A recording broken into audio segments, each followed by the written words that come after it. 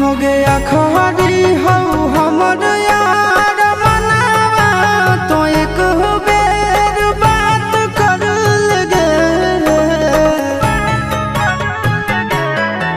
हो गया खरी हो हमर यार मनावा तो एक बेर बात कर लगे।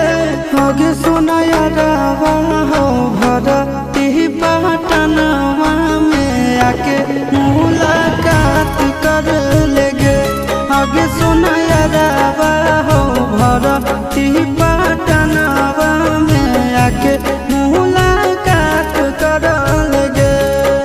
आगे चली जाइबौ छोड़ी के दुनिया विदाई अपने हाथ कर लेगे। आगे सुना यारवा हो भरती पटनवा में आके मुलाकात कर लेगे। आगे सुना यारवा हो भरती पटनवा में आके मुलाकात कर लेगे।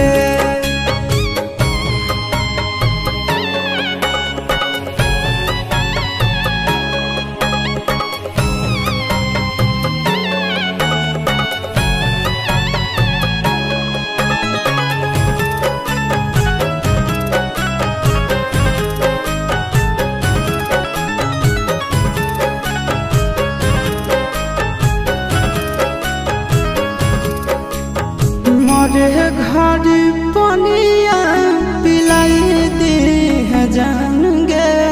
कफन ओढ़ाई दी है टूटत ही जब प्राण गे। मोरे घर पनिया पिलाई दी है जान गे। कफन ओढ़ाई दी है टूटत ही जब प्राण गे। आगे हमारा से तोरा जाती प्यार होता भेंट साथ छात कर लगे। आगे सुना यारवा